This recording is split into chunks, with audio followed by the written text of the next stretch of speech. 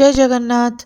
आज ना शीतर इवनिंग अच्छी आ बहुत ही ठंडा लगुच से टाइम रे आमे भाविलु गोपालपुर आड़े जावाक किंतु रास्तार मन होला चल टिके टाम्परा लेक बुलिकी आसिबा कौन पाई ठंडा मौसम अच्छी तो ह्रद साइडटा बहुत भल लगे किंतु रास्तार जाऊ जाऊ एत अंधार थिला टाम्परा लेक पाखे जे राति 11टा भली लगिला टिकट किणु किणु टाइम भी देखंतु 11टा ही देखौची।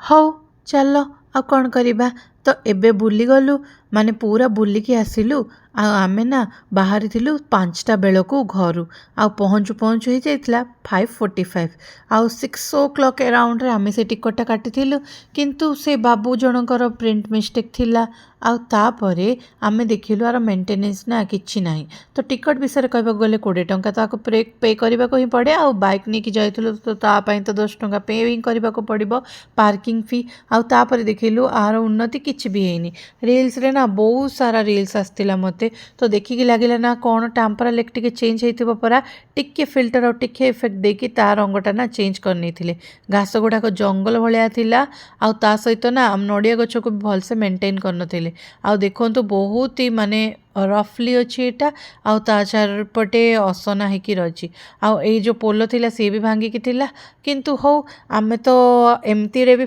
फनी करने को आसो देखो केते डेजर्टेड लगुच 6टा बेलू ही आउ तापरे ए लव सिंबलटा का गोटे जोड़ा नुआ थिला इंस्टाग्राम रे आरो रील देखी देखी लागिला किछि गोटे मजा करिवि बोली आ सेति पय आस्तिले टाम्परा लेक हो आमर तो किछि काम नै ब्रह्मपुर लोक को आउ किछि प्लीज भी नै समुद्र नले टाम्परा लेक नले एबे नुआर पार्कटा जोटा आमे बुलिकी आस्तिलु आर विक्रेत बुलिकी आस्तिलु ए चना पाम्पड़ा सब खाई नेलु आउ से पाम्पड़ खाई कि आमे घर को पळा आसलु आ घर को आसु आसु रास्ता रे देखिलु आमर ब्रह्मपुर टच हो बास्किन रॉबिन्स रे खाइलुनु कौन पाई मम्मी कॉल करके कहले ना तांको घरे आज आमर बहुत बढ़िया जिनस बनची तो देखिलु जे एबे स्वीट कॉर्न आउ आमर फूलकोबी गुड़ाक सिझाई अच्छी आउ एबे ना बेसन रो घोल रेडी करके से पकाला आउ छणा छणी प्रक्रिया स्टार्ट है टिके कैलोरी वाला अच्छी आउ मम्मी को प्यार भी ढेर सारा अच्छी से एबे ना मु पचारली कौन करछ ना मम्मी कहले कि फूलकोबी रे मु हळदी टिके लुण टिके मिसेकी ना सिझे नीची आ ता सहित स्वीट कॉर्न थिला घरे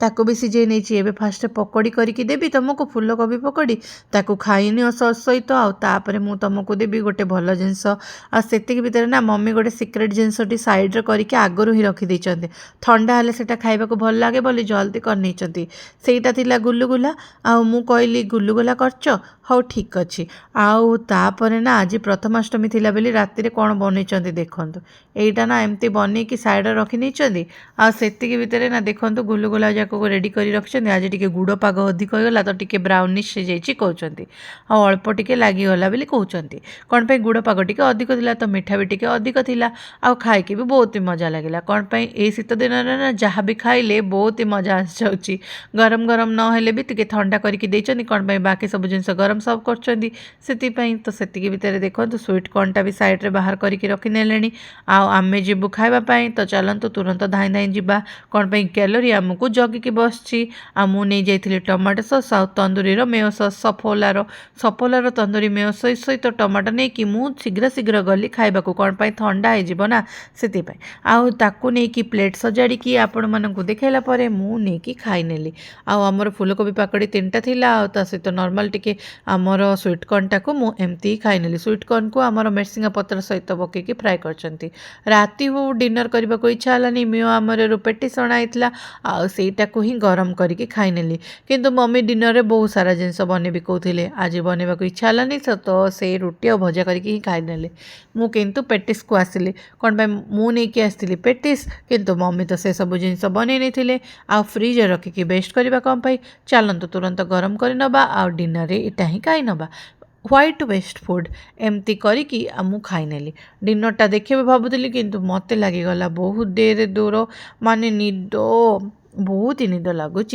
तो पार्टी भी एमती ब्लब ब्लब करची तो एटा को भल से गरम कर नेली आ एटा नहीं कि आस्तिली रसमलईटा तो सेटा भी सर्व करके खाइबा को देदेली आ तापरे ना मु कौन कली भाबिली टिके रेस्ट नेबी आ गली ढेर सारा निद पूरा करने को मु ना मम्मी को घर को आसले सब बेले सोइबा पसंद करे आ पूरा गोटे रिलैक्सिंग निद नेला परे बहुत ही भल लगे तो ଏଇ ଛୋଟ ଛୋଟ ଗୁଳାର ଯେଉଁ ରସମଲେଇ ଅଛି ମୋତେ ବହୁତ ହି ଭଲ ଲାଗେ।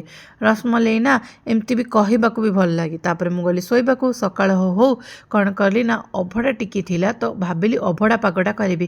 କିନ୍ତୁ ଥଣ୍ଡା ଦିନ ଅଛି ନା ତ ଥଣ୍ଡା ଦିନ ଲାଗି ଆଉ ଟିକେ ବେଶୀ ଖଟା କରିହେବନି। ତ ସେଥିପାଇଁ ପାଣିରେ ମିଶେଇକି ଭଲ ଭାବରେ ଗୋଳେଇ ଘାଣ୍ଟି ଦେଲି। ତ 2 ଗ୍ଲାସ୍ ବନେଇବି ତ ସେଥିପାଇଁ କ'ଣ କଲି ଅଳ୍ପ ଲୁଣ ନେଲି, ସେଥିରେ ଲେମ୍ବୁ ଗୋଟେ ଚିପୁଡ଼ି ନେଲି। ଆଉ ତାପରେ କ'ଣ କଲି ନା ଏଇଟା ଦେଖନ୍ତୁ କୁଡ଼ୁମାର ଛୋଟ ଖଣ୍ଡଟେ ପଡ଼ିଯାଇଥିଲା। ଆଜି ଏଇଟା ନା ଅଭଡ଼ାଟା ନେଇକି ଆସିଥିଲା ପୁରୀରୁ, ତାକୁ ଜୋଇକି ରଖା ହେଇଯାଇଥିଲା। ତ 4-5 ଦିନ ପରେ ତା'ର ଫର୍ମେଣ୍ଟେସନ୍ଟା ଟିକେ କମ୍ ହେବ, ସେତିକି ଭିତରେ ବ୍ଲାକ୍ ପେପରଟା ମୁଁ ପକେଇ ନେଲି। ଯଦି ଖରା ଦିନ ହେଇଥାନ୍ତା 2 ଦିନ ଭିତରେ ହିଁ ରେଡ଼ି ହେଇଯାଇଥାନ୍ତା। ତ ଆ ପାଇଁ ବହୁତ ୱେଟ୍ କଲି। ଆଉ ମୋତେ ନ୍ୟାଚୁରାଲ୍ ପ୍ରୋସେସ୍‌ରେ କରିବାର ଥିଲା, ସେଥିପାଇଁ ତା'ର ଖଟାପଣଟା ଆଣିବା ପାଇଁ 2ରୁ 3 ଦିନ ୱେଟ୍ କରିବାକୁ ହିଁ ପଡ଼ିଲା ଏକ୍ସଟ୍ରା। ଆଉ ତ 5 ଦିନ ୱେଟ୍ କଲା ପରେ ମୁଁ କ'ଣ କଲି, ଗୋଟେ କଞ୍ଚା ଲଙ୍କା ଖଣ୍ଡ କରିନେଲି ହାତରେ, ଆଉ ଏମିତି ମନ୍ଥିକି ତା ପାଗଟା ସେଟ୍ କରିନେଲି। ମୁଁ ଯେତେବେଳେ ପିଲାଦିନେ ଟଙ୍କ ତୋରାଣି ପିଇବାକୁ ଯାଏ ନା ପୁରୀରେ, ତ ମୋ ଆଈ ନେଇକି ମୋ ସହ ଯାଆନ୍ତି ସବୁବେଳେ ଟଙ୍କ ତୋରାଣି ପିଇବା ପାଇଁ। ସେତେବେଳେ ଯେତେ ଇଚ୍ଛା ଟଙ୍କ ତୋରାଣି ପିଅ, ଖାଲି ଟଙ୍କେ 2 ଟଙ୍କା ଯାହା ତୁମକୁ ମନକୁ ଆସିବ ସେତେବେଳେ ଦେବ। ସେତେବେଳର ଟଙ୍କାରୁ 2 ଟଙ୍କା ଏବେର 2 ଟଙ୍କା ଥିଲା, ମାନେ 2 ଟଙ୍କା ଏବେର ତ 20 ଟଙ୍କା ସହିତ ସମାନ। ତ ସେତିକି ବେଳେ ମୁଁ କ'ଣ କଲି ନା ଆମର ପୁରୀ ଇଡ଼ଲି ତରକାରୀ ଚଟଣି ସବୁ ନେଇକି ଆସିଗଲି ଆଜି ସକାଳୁ ସକାଳୁ। ତ ଏଇଟାକୁ ମୁଁ କ'ଣ କରିବି ଏବେ ନା ଅନପ୍ୟାକିଂ କରିକି ଦେଖେଇବି। ତ ଆଜି ନା ପାପା କ'ଣ କରିଛନ୍ତି, ଏଇଟା ସକାଳୁ ହିଁ ଆଣିକି ରଖିଦେଇଛନ୍ତି। ଟିକେ ଥଣ୍ଡା ହେବା ଷ୍ଟାର୍ଟ ହେଲାଣି ସେଇଟା। ତ ସକାଳୁ 7ଟା ଅଧେ 8ଟାରୁ ନେଇକି ଆସିଛନ୍ତି। ତ ତା ଟେକ୍ସଚର୍‌ଟା ବହୁତ ଭଲ ଥାଏ। ବ୍ରହ୍ମପୁରରେ ନା ଆପଣ କେବେ ଆଣିବେ କହିଲେ ତା ଟେକ୍ସଚର୍‌ଟା ସବୁବେଳେ ସକାଳୁ ଆଣିବେ କହିଲେ ବହୁତ ଭଲ ଥିବ। ତ ଆଜି ଚଣା ତରକାରୀର ଟେକ୍ସଚର୍‌ଟା ବି ଭଲ ଅଛି, ପାଣିଆ ନାହିଁ, କ'ଣ ପାଇଁ ପାଣି ମିଶେଇନି, ଆଉ ଫ୍ରେଶ୍ ବି ଅଛି। ତ ସକାଳୁ 7ଟାରୁ ହିଁ ନେଇକି ଆସିଛନ୍ତି, ତ ସେଥିପାଇଁ ଆର ଟେକ୍ସଚର୍ ଗୁଡ଼ାକ ଭଲ ଅଛି। ଏବେ ଆଳୁ ତରକାରୀ ଫିଟେଇ ଦେଲି। ଫାଷ୍ଟ ଟମାଟୋ ତରକାରୀ ଫିଟେଇଥିଲି, ମାନେ ଟମାଟୋ ଖଟା ଟାଇପ୍‌ର। ତାପରେ ଆମର ଚଣା ତରକାରୀ, ତାପରେ ଆଳୁ ତରକାରୀ। ଏବେ ମୁଁ ଫିଟେଇବାକୁ ଯାଉଛି ଆମର ଚଟନି। ଚଟନିଟା ନା ଏଇଟାର ବହୁତ ଟେଷ୍ଟ ଲାଗେ। ଆଉ ଏଇଟା ନା ଆମର ଜିରା ସୋରିଷ ଫୁଟେଇଛନ୍ତି, ଆଉ ଗୋଟେ ଟାଇମ୍‌ରେ ରାଶି ବି ଫିଟାନ୍ତି, ମାନେ ଫୁଟାନ୍ତି ସେ ଭିତରେ। ଆଉ ସେତିକି ଭିତରେ ମୁଁ ଯେଉଁ ବାକି ରିମେନିଂ ମୋଟା ଚଟନିଟା ଥିଲା ନେଇଗଲି। 2ଟା ପୁରୀ, 2ଟା ଇଡ଼ଲି, ଆଉ ଟିକେ ଆଳୁଦମ୍, ଟିକେ ଚଣା, ଆଉ ଆମର ଆଳୁ ତରକାରୀକୁ ବି ମିକ୍ସ କରିକି ନେବି। ଏଇ ଯେଉଁ ମିକ୍ସ କରିବାର ପଦ୍ଧତିଟା ନା, ଏଇଟା ଯାହାକୁ ଜଣାଥିବ, ମାନେ ପରଫେକ୍ଟ ମିକ୍ସଚର୍‌ର ଟେଷ୍ଟଟା ହିଁ ଅଲଗା। ଆପଣ କେବେ ଏମିତି ମିକ୍ସ କରିବା ଦେଖନ୍ତୁ। ମୁଁ ଯେମିତି ମିକ୍ସ କରେ ନା, ତା'ର ଭାଗ ମାପଟା ଯଦି ଆପଣ ଜାଣିଛନ୍ତି, ଆପଣଙ୍କର ଦିନ ବନିଯିବ। ଆଉ ତାକୁ କେମିତି ଖାଇବେ କହିଲେ ଦେଖନ୍ତୁ, ମୁଁ ଗୋଟେ ରୋଷ୍ଟ ପୋଡ଼ି ନେଇଛି, ଗୋଟେ ନର୍ମାଲ ପୋଡ଼ି ନେଇଛି। ତ ତାକୁ ମୁଁ ରୋଷ୍ଟ ପୋଡ଼ିଟାକୁ ଏମିତି ଉପରେ ରଖିଦେଲି, ଆଉ ନର୍ମାଲ ପୋଡ଼ିଟାକୁ ଏମିତି ତଳେ ରଖିକି ଖାଇନେଲି। ଆଜି ପ୍ରଥମାଷ୍ଟମୀ ଥିଲା, ତ ଘରେ ଚକୁଳି ସହିତ ଆଉ ଟିକେ ପାଏସ ବି ବନିଛି। ତ ପୂଜା ପାଇଁ ଲେଟ୍‌ରେ କରିକି ଆଣିଲେ, ସେତିକି ଭିତରେ ନା ଏଇସବୁ ଜିନିଷ ମୁଁ ଖାଇବାକୁ ଅଲରେଡ଼ି ବାଢ଼ି ସାରିଥିଲି। ତ ମୁଁ ମମିଙ୍କୁ କହିଲି ଆଉ ଘଣ୍ଟାଟେ ଟାଇମ୍ ଦିଅ, ଖାଇଦେବି। ପାଏସଟା ରଖିନିଅ, ମିଠା ସକାଳୁ ସକାଳୁ ଖାଇହେବନି, କିନ୍ତୁ ଆଉ ଗହମ ଚକୁଳିଟା ହାତ ଧୋଇଲା ପରେ ଖାଇନେବି।